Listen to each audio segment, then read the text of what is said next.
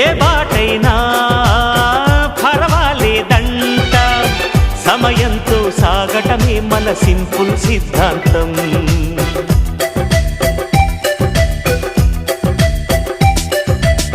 చిరుగాలికి పరిమళమిచ్చే సిరిమల్లెల వనమై ఉందాం, గగనాన్ని నేలను కలిపే హరివిల్లుల బంతెన అవుదాం. ఆనందం అంటే అర్థం మనమందా, ప్రతి పూట పాతై సాగే హుషారు సరిగమలో. ఎన్నో ఎన్నో రాగాలుండే సంగీతం కాదా, చల్లకి నవ్వుల కేరింత.